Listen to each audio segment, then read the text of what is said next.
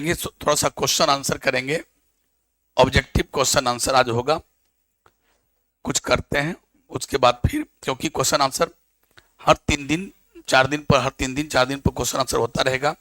आप होमवर्क करते रहोगे। इंतजार सिर्फ किताब लेने का था। बहुत सारे बच्चे किताब लिए नहीं, अभी भी बहुत सारे बच्चे सिर्फ चकमा दे के ही रह गए, व्यवस्था नहीं कर पाए घर पर पैसा। आप जल्दी लिख करें। आज का जो हेडिंग होगा ऑब्जेक्टिव क्वेश्चन आंसर होगा, थोड़ा सा ही होगा, फिर पढ़ाएंगे। ऑब्जेक्टिव क्वेश्चन आंसर होगा।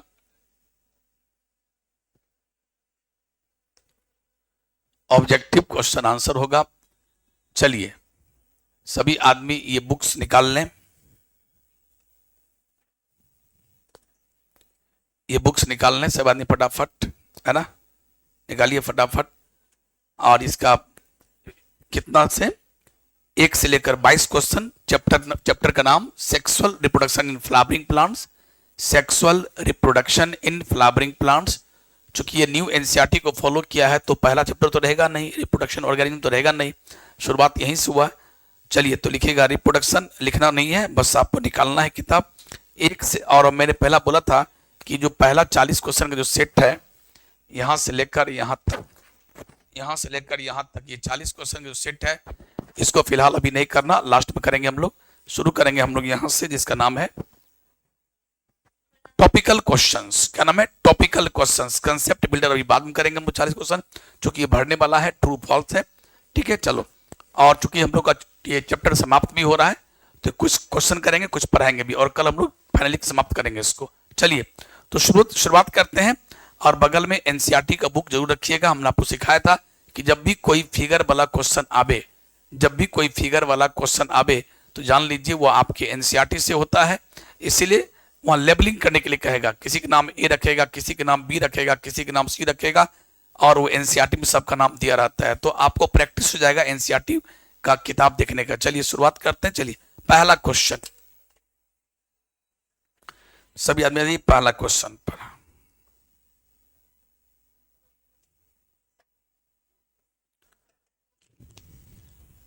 पहला क्वेश्चन पढ़िए सभी। लिखता है identify A to G, identify A to G in following figure and answer accordingly.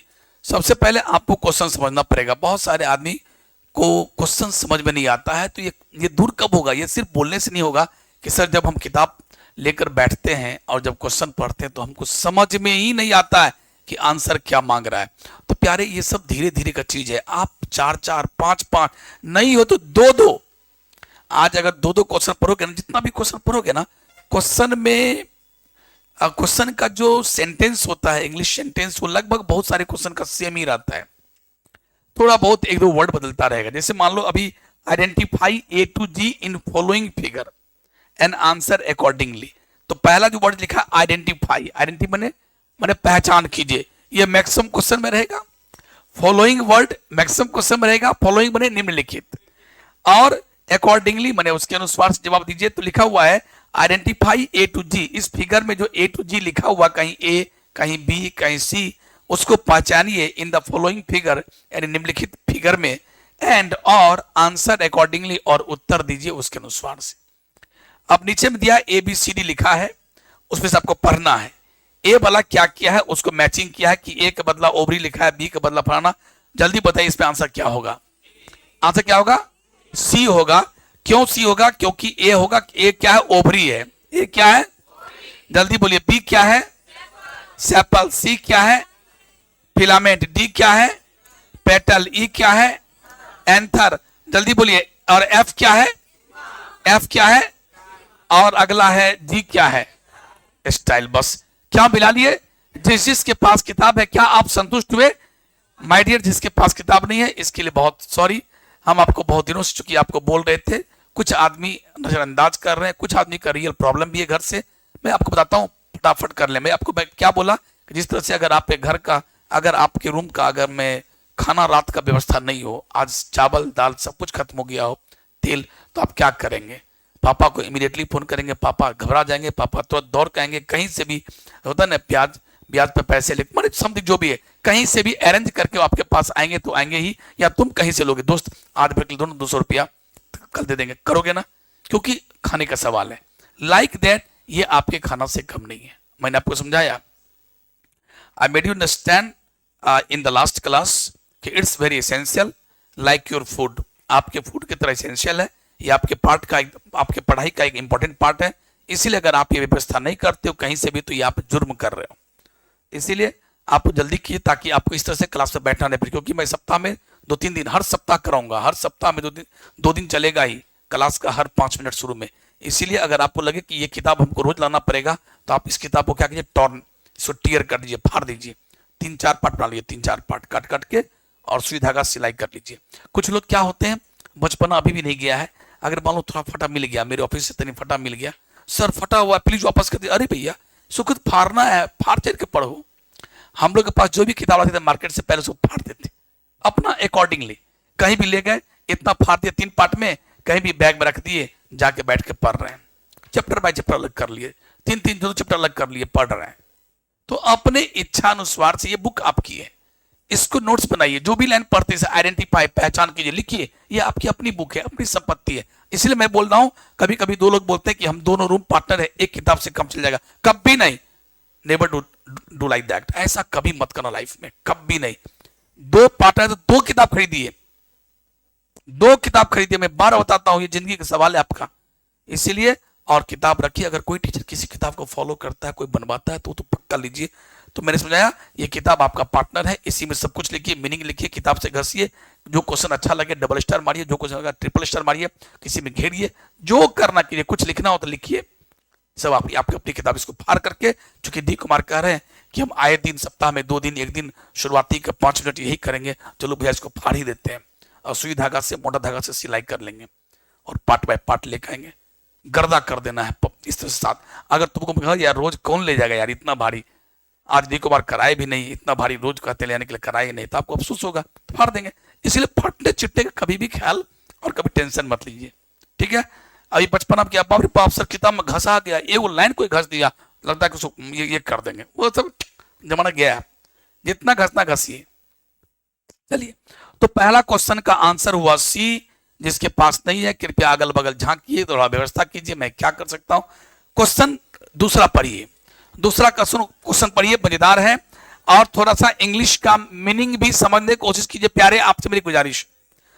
Consider the diagram given below and select the incorrect statement. पहले वर्ड का मीनिंग समझिए, consider the diagram given below.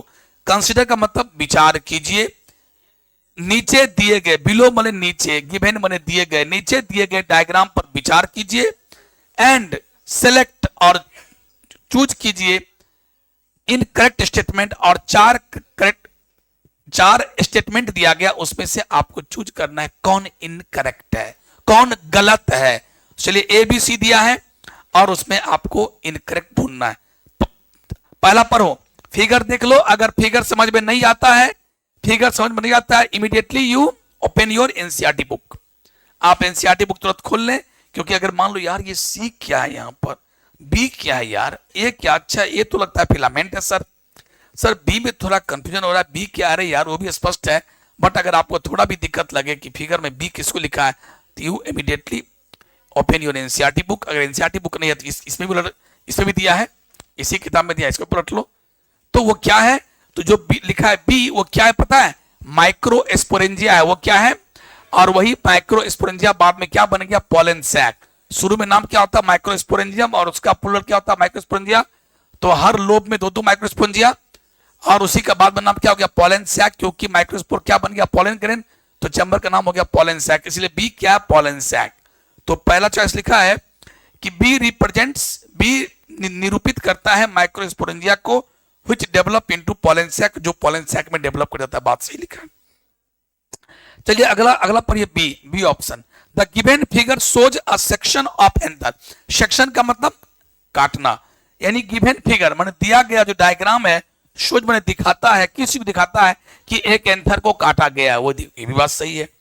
चलो सी पढ़ो, ए के बारे में बोल रहा है, ए के बारे में, is long and cylinder, long माने लंबा, सिलेंडर माने पतला, एक लंबा और पतला स्टॉक है, डंठल है, that attaches to the thalamus और पेटल, जो थैलमस से जोड़ता है यह सही है, और कभी कभी पेटल से भी सट जाता है तो वो भी वही सटेगा, ये भी सही है। चलो डी पर हो, अभी तक ए सही है, बी सही है, सी है, इसका मतलब है कि लगता है डी में जरूर दाल में काला है, डी ही गलत होगा। तो डी पढ़ते हैं, सी आर मेगा स्पोर। देखो सी के बारे में क्या लिखा, मेगा स्पोर, वो मेगा स्पोर थोड़े ना है। अगर आप मेल पार्ट पढ़ रहे हैं तो यहाँ माइक्रोस्पोर पढ़ रहे हैं, तो मेगा स्पोर दूर दूर तक नहीं लिखना था अगर आप इसे गलत करते हैं। लेकिन दूसरी बात, वो अगर माइक्रोस्पोर भी नहीं है, बल्कि चूंकि एंथर फटा हुआ है, एंथर चर कर गया, चर लाइन ऑफ डेसेंस स्टोमियम के पास चर किया, और इसका मतलब पॉलन ग्रेन निकल रहा है, और पॉलन ग्रेन अगर निकल रहा है तो निश्चित रूप से क्या है, ये माइक्रोस्पोर नहीं होगा बल्कि पॉलन ग्रेन होगा। इसीलिए वो जो सी है, सी क्या है, पॉलन ग्रेन, सी क्या है। और जब आप किताब पलटिएगा, किताब पलटो शुरू में, जिसके पास एनसीईआरटी नहीं है, मैं समझाता हूं फिर नहीं समझता। देखो यहां यही किताब अगर आपके पास है तो पहला पेज पलटिए इसका, देखिए वहां फिगर दिया होगा, ट्रिक बताता हूं सबकी, आप समझ देखो, यह देखो यहाँ पर, यहाँ लिखा हुआ पॉलन ग्रेन्स, बी का नाम पॉलन सैक्स। वैसे आपको एनसीईआरटी पलटवाना हम चाहते हैं ताकि आपको एनसीईआरटी से भी मोहब्बत हो जाए, इसके बहाने एनसीईआरटी पलट दो, लेकिन नहीं पलटते हो तो कम से कम यही देख लो यहाँ पर। क्यों देखा सब आदमी? तो चलिए, तो जहां भी फिगर में दिक्कत हो वहां तक जा सकते हैं। तो इसका मतलब है दूसरा क्वेश्चन का आंसर क्या होगा? चलिए क्वेश्चन नंबर 4, 3 अपना घर में बनाइएगा, 3 अपना घर में बनाइएगा। चौथा में 2 खाली घर है, एक खाली घर में दिया 1 और एक खाली घर में दिया 2, दोनों में भरना। जल्दी पढ़िए, पहले क्वेश्चन पढ़िए, कंसीडर द फॉलोइंग स्टेटमेंट, जो कि निम्नलिखित वाक्य को विचार कीजिए, एंड फिल द राइट, और भरिए right words in the space given, और जो स्पेस जगह दिया गया है उसमें जो राइट चीज, राइट वर्ड्स यानी सही सही वर्ड्स भरिए। अब पढ़िए, a typical angiospermic anther is dithecous, yes dithecous होते हैं, ये आपको लिखाए भी थे, कंसिस्टिंग ऑफ डैश। अब उस डायथिकस एंथर में अब भरना है dash microsporangia, which later becomes dash. कितने? 4 माइक्रोस्पोरेंजिया होते हैं, और यही माइक्रोस्पोरेंजिया बाद में क्या बन जाता है, पॉलन सैक। तो हम लोग एक में क्या भरेंगे 4, और बी में क्या भरेंगे, पॉलन सैक। आंसर क्या होगा? डी। आंसर क्या होगा? डी। चलिए आगे चलते हैं। अरे अगला घर पना सब कुछ अभी नहीं होगा, चलो आगे। 7वां, अभी उतना नहीं कर पाएंगे, आप आइए ना ऑफिस के लिए, ये क्लास है ना, क्लास में तो एक तरीका होता है ना बेटे। आइए 7th, 7वां बनाइए। 7वां क्वेश्चन देखिए, रेस्ट जितने भी क्वेश्चन आपको दिक्कत हो, यू आर मोस्ट वेलकम। मैं बार बार बताऊं, कोई दिक्कत नहीं, आप ऑफिस आइए। ये क्लास है तो क्लास में तो तरीके से होता है ना, टाइम भी बचाना है, कुछ लिखाना पढ़ाना भी है, अगर उसमें उलझ गए तो। चलिए अब एक देखिए, ये थोड़ा अलग टाइप का क्वेश्चन है, स्टाइलिश क्वेश्चन है। ये क्वेश्चन पूछने का ढंग देखो कितना बेहतरीन है।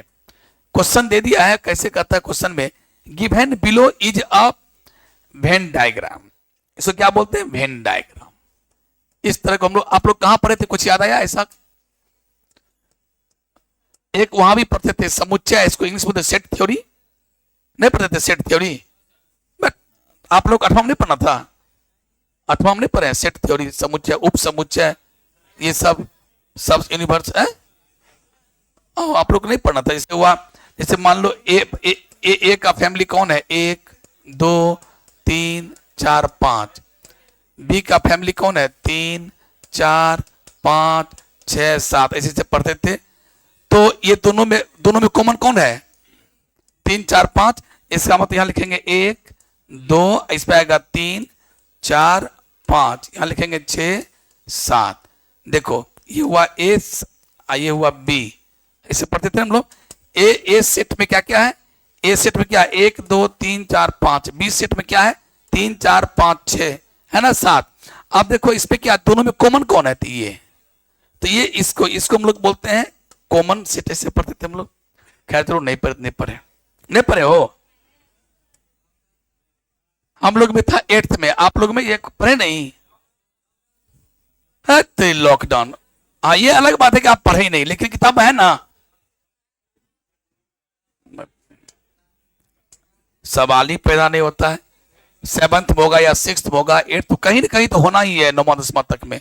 चलिए नहीं है कोई बात नहीं है, आज सीख लिया ना।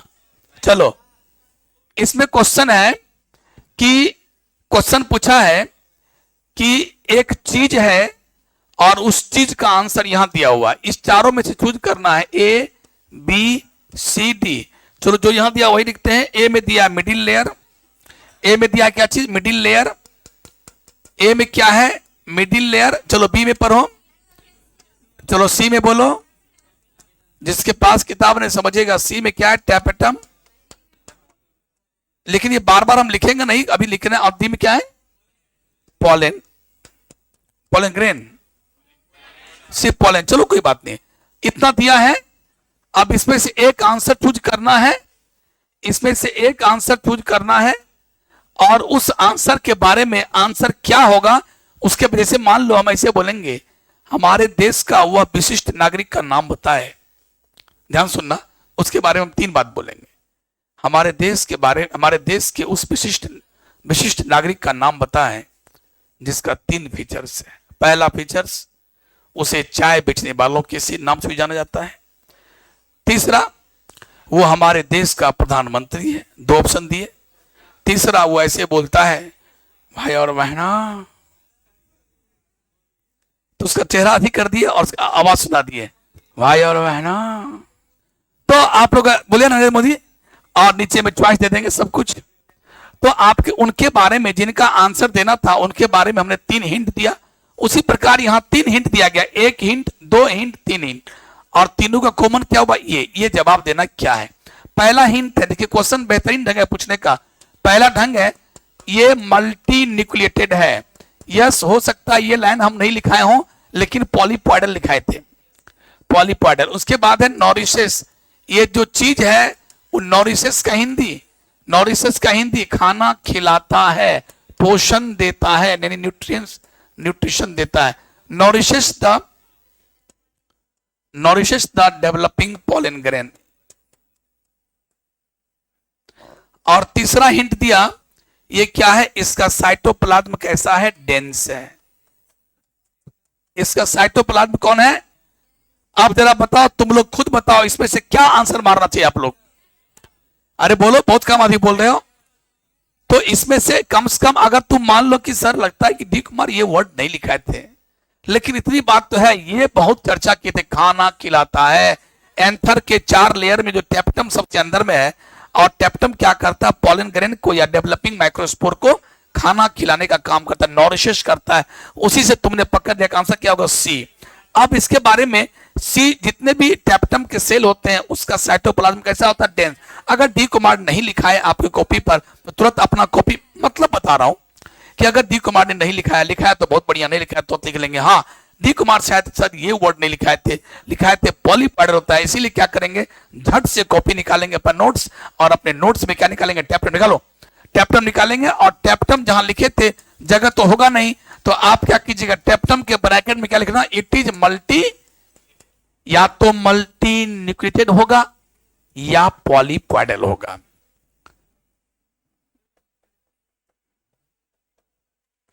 मल्टी न्यूक्लिएटेड होगा या पॉलीपॉइडल होगा, दोनों वर्ड लिख सकते हैं, एक वर्ड लिख सकते हैं, multi nucleated.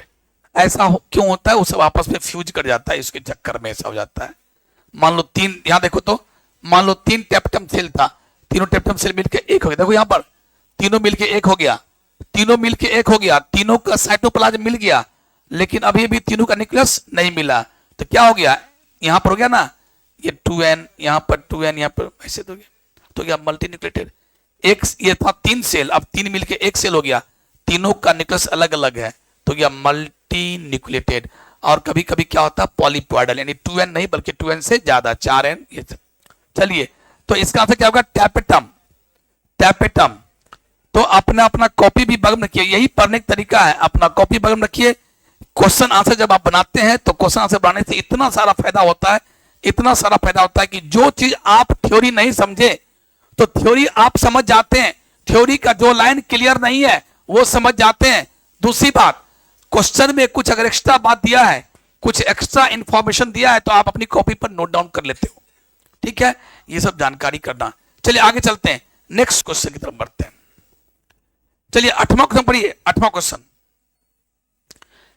8th question, consider the following key terms. Consider the following key terms, 5 key term दिया है, 5 की टर्म दिया है, 5 की टर्म दिया है, पहला, दूसरा, चौथा और पांचवा। पहला बोलिए, फटाफट बोलिएगा। इंडो बोलते जाइएगा। एंडोथेसियम दिया है, थोड़ा समझने की कोशिश, सब बोलो। एस्पोरोजीनस टिश्यू, एस्पोरोजीनस टिश्यू, जल्दी बोलो। मिडिल लेयर, और आगे बोलो एपिडर्मिस, अगला बोलो।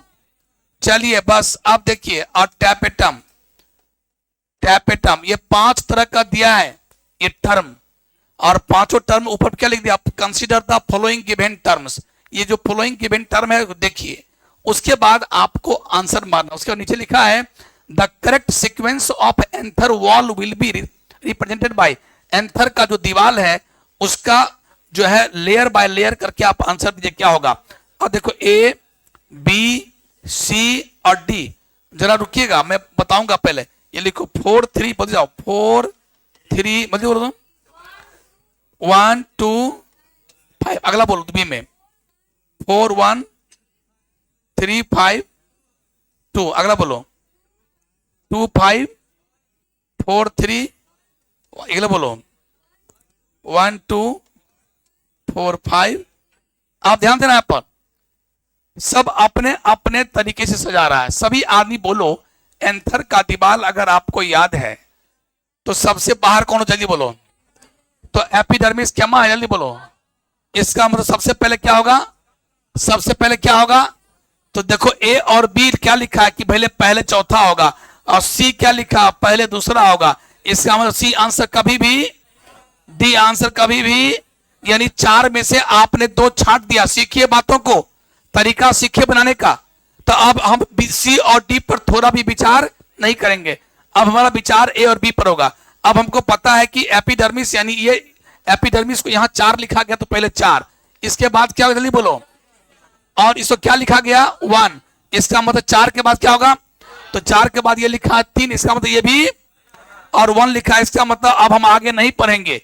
अब आप टाइम बचाइए। आपको मैंने बोला भी था कि अगर आप बहुत तेज भी हो, फिजिक्स का एक एक सवाल गर्दा कर देते हो, फिर भी आप हो सकता है आईआईटी क्वालिफाई नहीं कर पाओगे या नीट नहीं निकाल पाओगे। क्यों, क्या है सर, फिजिक्स में बहुत तेज है, केमिस्ट्री में बहुत तेज है, कोई न्यूमेरिकल बना देते हैं, फिर भी आप नहीं कंप्लीट कर सकते हो। क्यों, क्योंकि न्यूमेरिकल बनाने के साथ साथ आपको ऐसा ट्रिकी न्यूमेरिकल बनाइए तो कि आपको कंपटीशन फेस करना है कम से कम समय में। टाइम मैनेजमेंट उसको बोलते हैं। टाइम मैनेजमेंट अगर आपने नहीं सीखा तो आप कितना भी तेज है, कितना भी फाड़ू विद्यार्थी क्यों नहीं है, लेकिन आप नीट और ना ही कोई आईआईटी ना कोई एग्जाम क्वालिफाई करिएगा। सो टाइम मैनेजमेंट इज नेसेसरी। आपको मैं यहां पर टाइम कैसे बचाओगे, टाइम कैसे बचाओगे, इसके लिए चीजों का कंसेप्ट पूरा क्लियर हो, चीजें बिल्कुल याद हो, चीजें ट्रिकी से याद हो, निमोनिक से याद हो, ताकि समय बचे। अब देखो इसमें समय कैसे बचाएंगे। आपने देखा कि पहले 4 होगा तो ये तो नहीं होगा, उसके बाद देखा 4 के बाद क्या होगा, अब तुम कहा या तो ए होगा या बी होगा, तो दोनों 4 लिखा है। उसके बाद क्या होगा 1, जैसे 1 आया तो क्या 1 ये लिखा नहीं है, ये तो लिखा 4 के बाद 3, इसका मतलब ये क्या है, अब आंसर क्या होगा, पक्का यही होगा। अब हम आगे नहीं मिलाएंगे, आगे मिलाएंगे तो समय बर्बाद होगा, क्योंकि ये बात पक्की हो गई। एग्जाम चल रहा है, 3 घंटा में एग्जाम हमको कॉपी देना है कि ये गलत है, ये गलत है, पक्का बी सही होगा, तुरंत बी रंग करके आगे निकल जाओ। लेकिन अगर आप रूम में प्रैक्टिस कर रहे होते हैं, अभी आप रूम में प्रैक्टिस कर रहे हैं अपने रूम में, तो अब क्या करो, सब चीज मिलाओ कि सही में अच्छा से लिखा कि नहीं। 4 के बाद 1, हाँ ठीक है, 1 के बाद होना चाहिए 3, हाँ ठीक लिखा, मिडिल लेयर के बाद टेप्टम, हाँ ठीक लिखा 5, उसके बाद सब अंतिम में सेंटर में कौन होता है, एकदम सही लिखा है। तो आप रूम में अगर प्रैक्टिस कर रहे हैं तो सब कुछ देखिए, लेकिन अगर एग्जाम हॉल है, फाइनल एग्जाम है, आपको टाइम बचाना है, तो आपको इस तरह का हरकत नहीं करना। बस देखा अच्छा ये पक्का ये आंसर होगा, ये है टाइम बचाना। तो टाइम रत्ती का टाइम जो है आप बचाना सीखो कैसे, ये है टाइम मैनेजमेंट। चलिए अगला, तो इस तरह से अभी एक क्वेश्चन आप और बनाइए, एक क्वेश्चन और बनाइए, उसके बाद हम लोग चलते हैं। ऐसा करके दिया, पढ़िए नौमा, जल्दी नौमा क्वेश्चन फटाफट, नौमा क्वेश्चन आप देखिएगा। एनसीईआरटी में डायग्राम दिया हुआ ऐसे करके, एनसीईआरटी में डायग्राम दिया ऐसे करके बना दिया है सबको, ठीक है, ये आपको दिखाना है।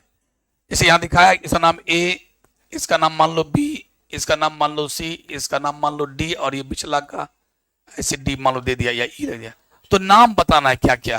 फिर देखो वहीं से क्वेश्चन आ गया, फिर वहीं से, लेकिन आपको अच्छा से बोलना है। तो इस पे क्वेश्चन क्या है, कहता है कि 9वां क्वेश्चन पढ़िए, कंसीडर। देखिए कंसीडर वर्ड कितनी बार आ गया, आप जिस आदमी को कंसीडर आज तक सुनने आया, कंसीडर विचार कीजिए। Consider the diagram given below, नीचे दिए गए, बिलो माने नीचे, गिवन माने दिया गया, नीचे दिए गए डायग्राम पर विचार कीजिए एंड रिलेटेड स्टेटमेंट्स, और उससे संबंधित वाक्य दिए गए हैं। व्हिच ऑफ द गिवन वाक्य इज नॉट करेक्ट, नीचे दिए गए में से कौन वाक्य करेक्ट नहीं है।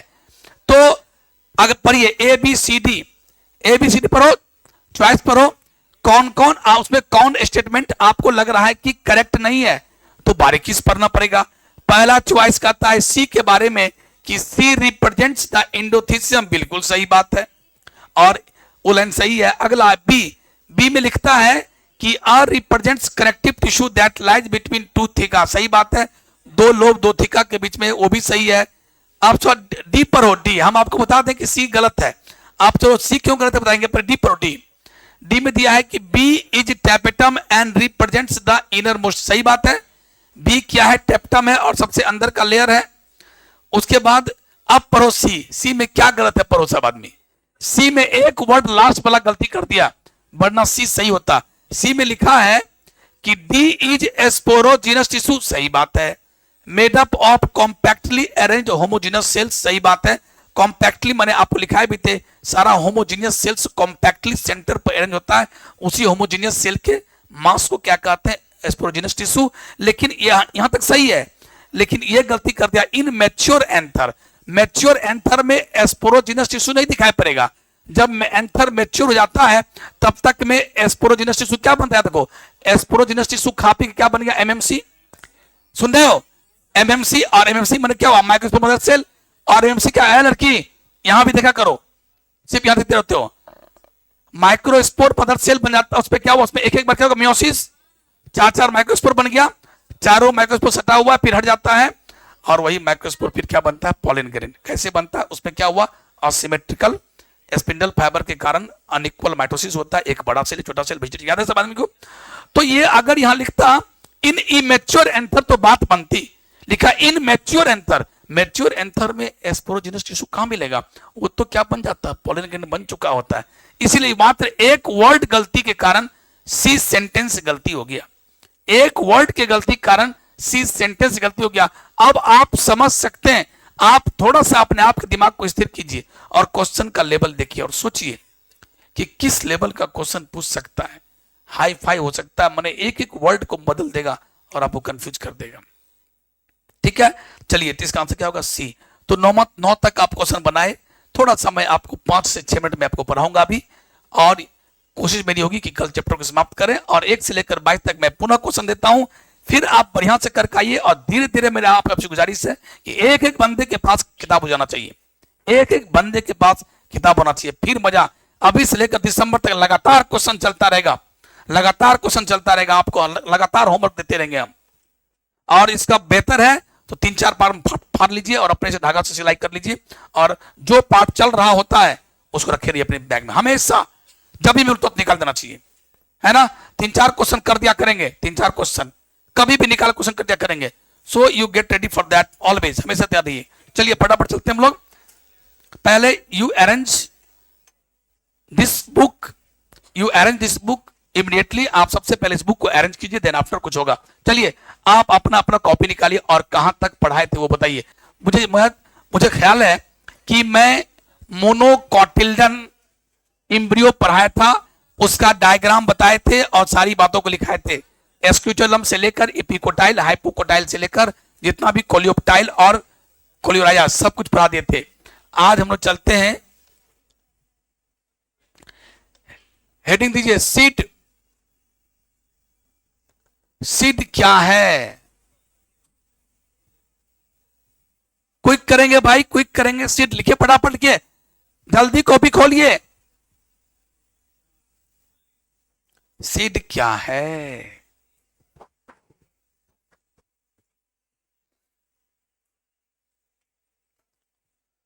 अब चलिए सीड का मैं डेफिनेशन लिख रहा हूं।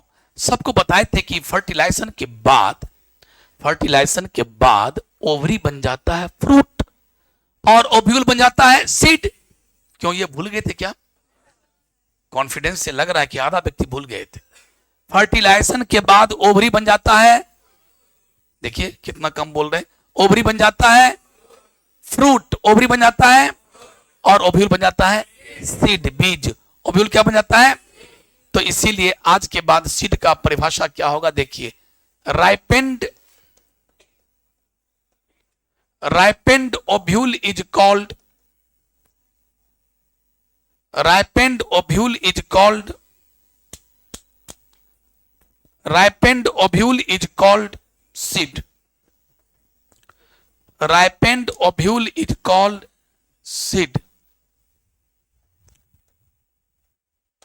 Ripened ovule is called seed. और देखिए इसका तरीका आप ऐसे समझा के लिख दीजिए, दैट इज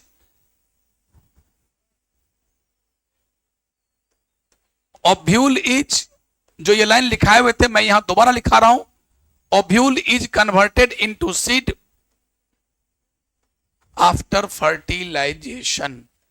अगर फूलों में फर्टिलाइजेशन की प्रक्रिया समाप्त हुई तो समझ लीजिए कि अब ओव्यूल क्या बन जाएगा? सीड, और ओवरी क्या बन जाएगा? फ्रूट। याद रखिए हमेशा, ripened ovule is called seed. अब मैं राइपेंड पर आपको समझाता हूं। राइप माने होता है पकना, राइपेंड माने पका हुआ। तुमको कि यार पका हुआ, ये क्या पका हुआ? वही लोहिया कढ़ाई में पका हुआ? नहीं जनाब, यहां पका हुआ का मतलब हुआ परिपक्व। परिपक्व कि ये मैच्योर हो गया, परिपक्व हो गया। वर्ड सुने, पका हुआ है, ये बचवा पक्कल है, पक्कल, पका हुआ बात बोलता है, पका हुआ बात बोलता है। ये इतना है 4 साल का लेकिन पका हुआ है, बुढ़ा है बुढ़ा। जब कोई बच्चा अच्छा बात बोलेगा, बड़ा बड़ा बात बोलेगा, बोलेगा यार ये पका हुआ है, तो पका हुआ मतलब क्या? कौन पका हुआ? वो लोहिया में पका हुआ? नहीं सर, वो बहुत परिपक्व बात कर रहा है, मैच्योर। आई मीन जब फर्टिलाइजेशन हो जाता है जनाब, तो उसके बाद वाली चीजों को में हम लोग राइपेंड लगा देते हैं, है ना। तो राइपेंड ओव्यूल, राइपेंड ओवरी। अगर आपको कोई पूछे कि फल क्या है, फ्रूट का डेफिनेशन दीजिए, तो क्या दीजिएगा भैया? फल का क्या परिभाषा होगा? Ripened ovary is called fruit, ripened ovary is called, ripened ovule is called seed, ripened ovule is called seed. बहुत उल्टा पुल्टा आप कर रही हो, तब से कंफ्यूज नहीं करने का, है ना। चलिए ध्यान देना होगा। अब चलिए, parts of seed, parts of seed. Seed के कितने पार्ट होते हैं? सीड कोट, बीज का छिलका, छिलका, छिलका नहीं, छिलका एक जमाने में सुना करते थे। उस जमाने में मेरी काकी हुआ करती थी, चाची, जब नींद दित कर गई, वो चिलका खूब बोलती। चिलका माने क्या? बउआ, बुच्ची। अब ये दरभंगा में बुच्ची बोलता है, तो हम बच्चा को, तो लड़की को बुच्ची बोलता है दरभंगा में, सब इलाके बोलो ना बुच्ची बुच्ची, तो इसीलिए उसके भाई को हम बुच्चा कहते हैं। तो बुच्चा नहीं है, बुच्ची सिपाही।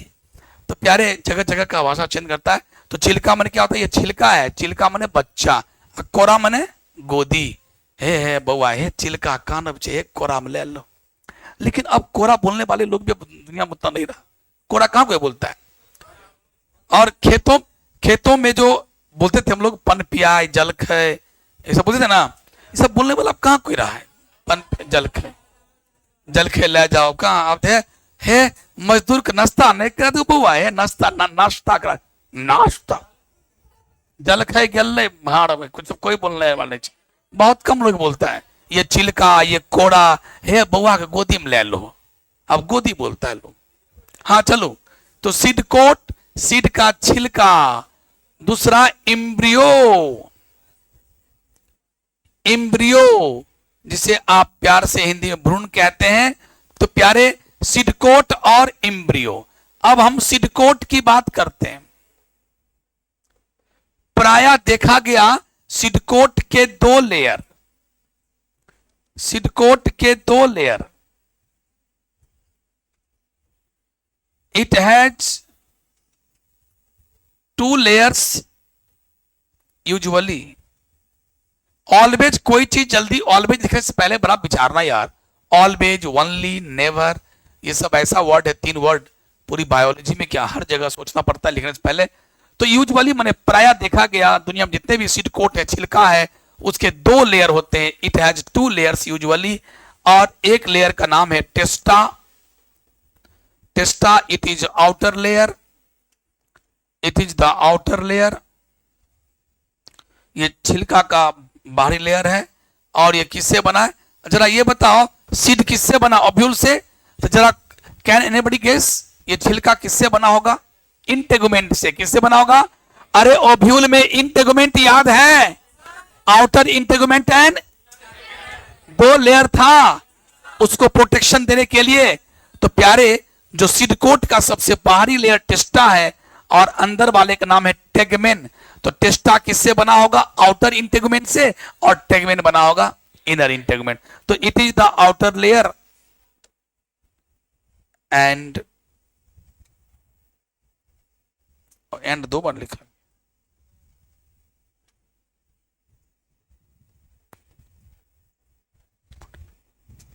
and it is the modification of and it is the modification of and it is the modification of outer integument.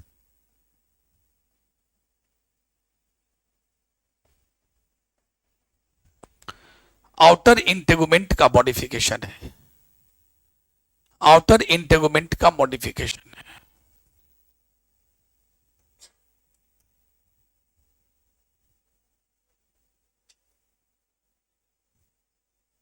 टेस्टा, चना का बीज का छिलका निकालना, चना के बीज का छिलका निकालना और छिलका को थोड़ा ऐसे ऐसे पलटना। जब छिलका को ऐसे पलटोगे तो 2 लेयर दिखाई पड़ेगा। एक अंदर का उजला पतला पपड़ी टाइप का निकलेगा, और ऊपर का तो भैया ब्राउन कलर का है ही, देखना जाकर के 2 लेयर आपको चलेगा पता। लिख लिया? टेस्टा लिख लिया भाई? देखो टेगमेन, दूसरा लेयर का नाम है टेगमेन। जो अंदर वाला लेयर है उसको टेगमेन कहते हैं, यानी it is the inner layer, it is the inner layer of seed coat. ये सीड कोट का बीज के छिलका का सबसे अंदर लेयर है, और ये किसका मॉडिफिकेशन है? इनर इंटेगुमेंट का। यानी it is the modification of, modification का मतलब बदलाव, उसमें थोड़ी सी बदलाव, थोड़ी सी परिवर्तन हो गई, बस टेगमेन बन गया। Modification of inner integument, inner integument, inner integument का में थोड़ी सी परिवर्तन आ गई तो क्या बन गया? टेगमेन। तो भाई अभी छिलका आप समझ गए, सीड कोट का 2 लेयर टेस्टा एंड टेगमेन। दूसरा पार्ट हम लोग चलते हैं एम्ब्रियो।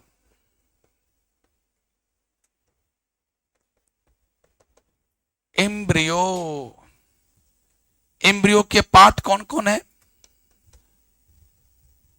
वो तो डिपेंड करता है कि आप मोनोकोट की बात करते हैं कि डाइकोट का। बट अगर कहा जाए मोटा मोटी, अगर हम डाइकोट को लेके ही चलें तो जनरली हम डाइकोट को लेके ही चलते हैं। It has flowing parts. चलते हैं सबसे पहले क्या चीज? कोटिल्डन। कोटिल्डन कितने होंगे? अगर हम डाइकोट की बात करें तो 2, या तो 2 होगा या 2।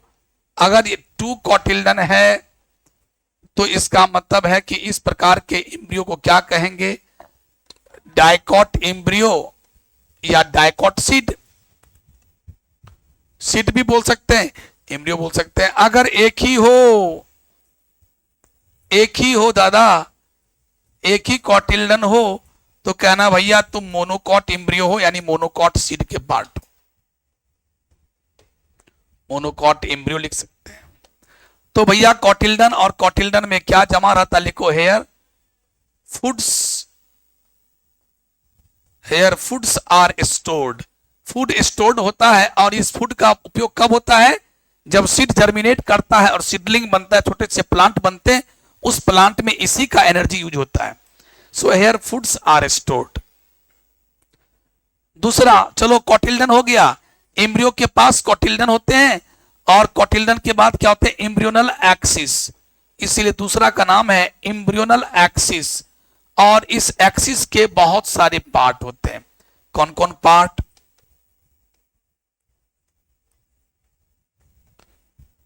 पार्ट्स ऑफ एक्सिस आर कौन कौन भैया, नाम लिख लो।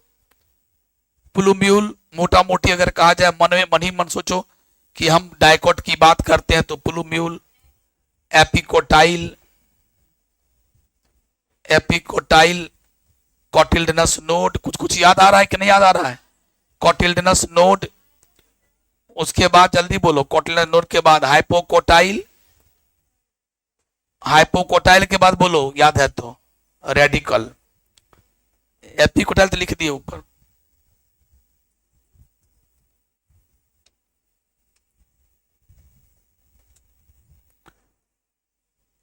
पचमा लिखिए रेडिकल। अगर वही मोनोकोटिल्डन होता तो आप जानते ही हो कि प्लूम्यूल के ऊपर कोलियोप्टाइल और रेडिकल के ऊपर पर कोलियोराइजा, रूट क्या प्रोग्रेस। तो ये है, ये सब पार्ट्स देखना था। और बाकी बात जो इसमें बचा हुआ है वो हम लोग कल डील करेंगे। और कल हम लोग क्वेश्चन आंसर नहीं करेंगे, लेकिन फिर आगे क्वेश्चन आंसर होगा। लेकिन कल क्या करेंगे हम लोग, लेकिन अगर कहीं मेरा मूड करे तो क्वेश्चन बना सकते हैं। इसलिए मैं बोला कि उसको फाड़ के रखो, कि किताबों को फाड़ोगे तो दया लगेगा।